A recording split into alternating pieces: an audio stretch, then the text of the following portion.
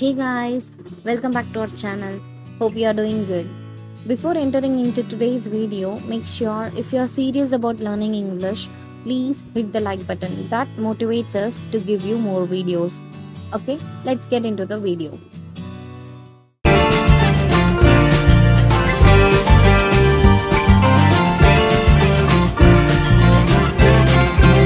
What is a pronoun? A pronoun is a word used in the place of a noun. As well, it is used as a substitute for a noun.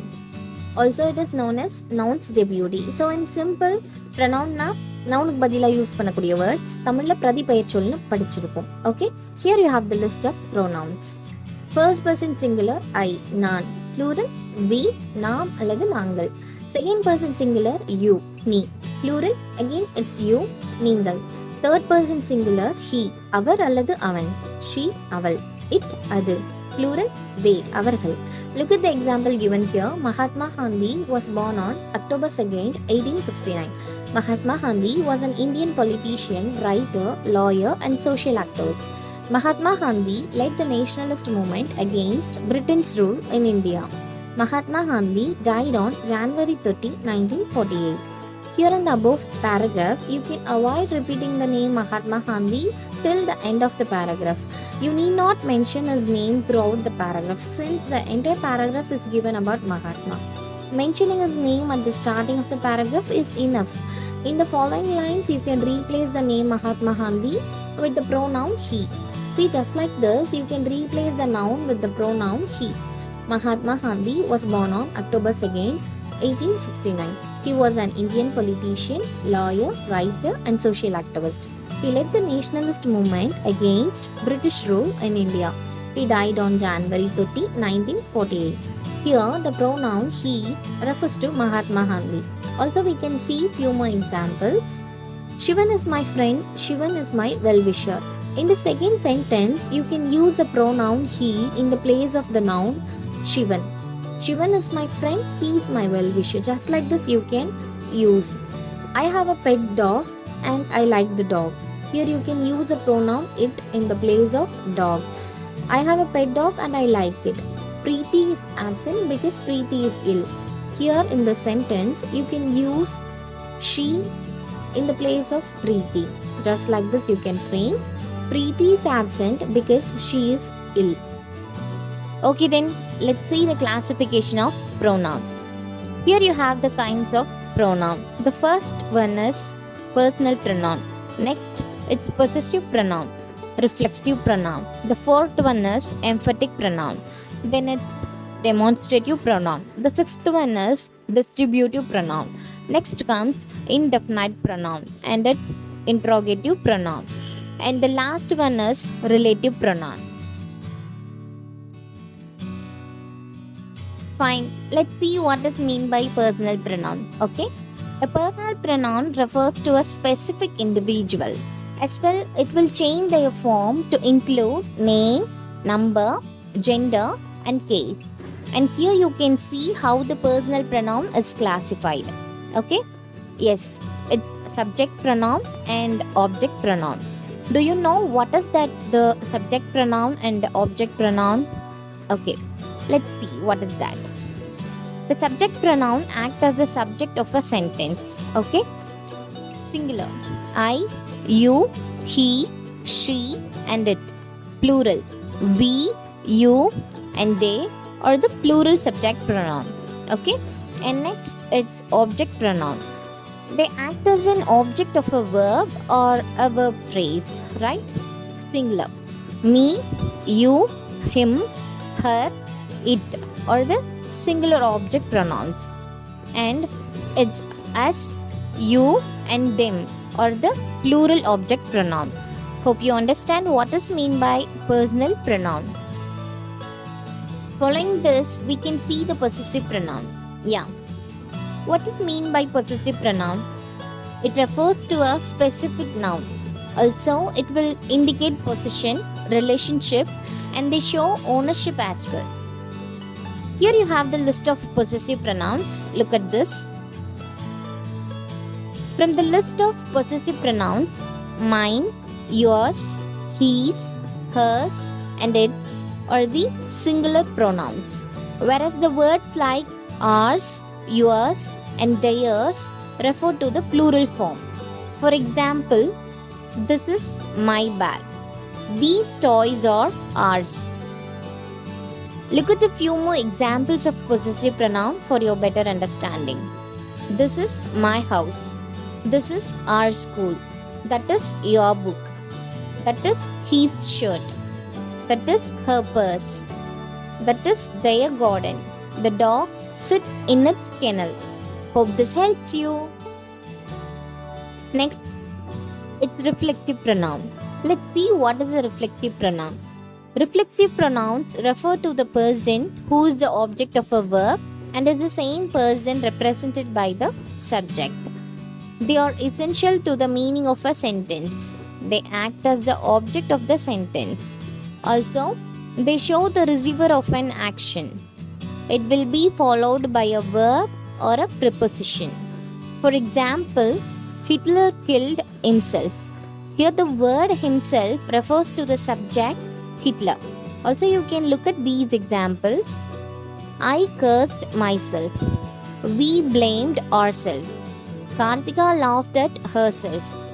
Shivan saw himself in the mirror. Then it's emphatic pronoun. You know, a pronoun used for emphasis is an emphatic pronoun. They are not essential to the meaning of a sentence. They are part of the subject. They are placed before the verb. They can be removed without changing the meaning. For example, Bharati herself cleaned the room. Here the word herself refers to the subject Bharati. Here the word herself comes as the emphatic pronoun, meaning without anybody's help, Bharati cleaned the room. Next example, I myself cooked the meal. Myself refers to the subject I. Okay, then let's see the difference between the reflexive pronoun and emphatic pronoun. Look at the examples given below. She hurts herself. Here the word herself refers to the pronoun she. I myself closed the door. Here the word myself emphasizes the subject. Let's see the singular and plural pronoun. Oneself, myself, yourself, himself, herself, itself are the singular pronouns. Whereas plural, it's ourselves, yourselves, and themselves. You know, reflexive and emphatic pronoun ends in self and selves.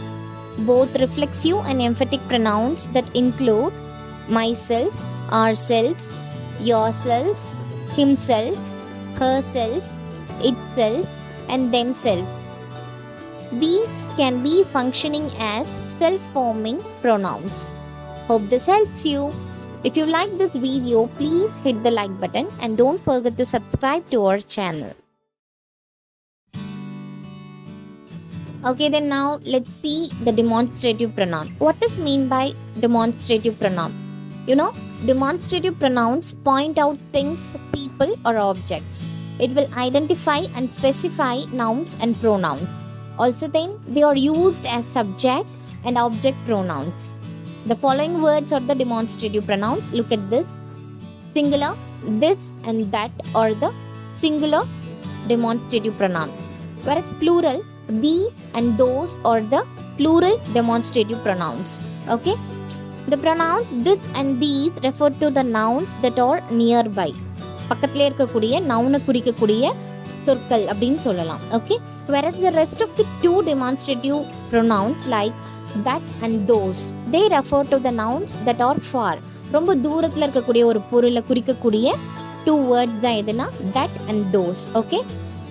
For example, this is my dog and those are its puppies. Okay. This is my dog. பக்கத்திலே இருக்கு this. இங்கே இருக்கக்கூடிய நாய் என்னுடையது and those are its puppies. அங்கே இருக்கக்கூடிய குட்டி நாய்கள் இருக்கு இல்லையா, அது வந்து இந்த நாயோடைய குட்டிகள் அப்படின்னு சொல்லிட்டு you are meaning that. Okay. This is my dog. This denotes the dog which is nearby. Okay. And those are its puppies அப்படின்னா those that refers to the puppies which are far, ரொம்ப தூரத்தில் இருக்கக்கூடியது. Okay. This is my book. nearness, singular. That is my new dress. Distance, plural. These are merely excused. Those are Peter's balls. Okay? Now let's see the distributive pronoun. A pronoun that refers to a specific object or objects, person or persons one at a time is called distributive pronoun. Look at the list of the distributive pronouns. Each, every, either, and neither are the distributive pronouns. Look at the examples and you can find the distributive pronouns used in it. First example, each of the girls plays tennis. Second, Shivan goes to the temple every Friday. Third one, neither of the boys got a prize.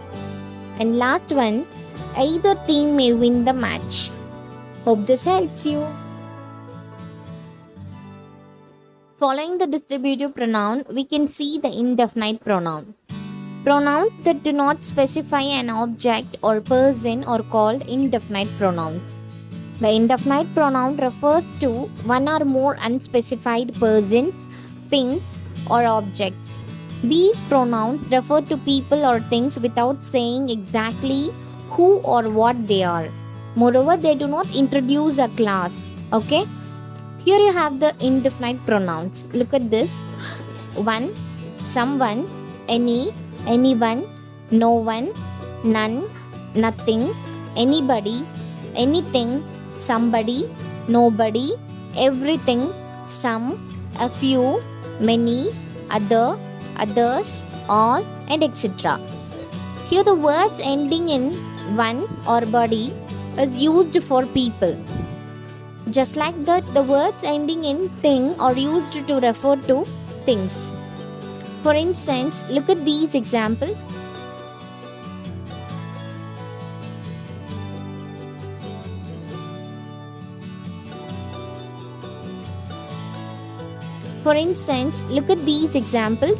Somebody told me the story of this village. Please give me something to have, said Chiku. Okay? Here the word somebody refers to person. And in the next sentence, something refers to thing. Okay?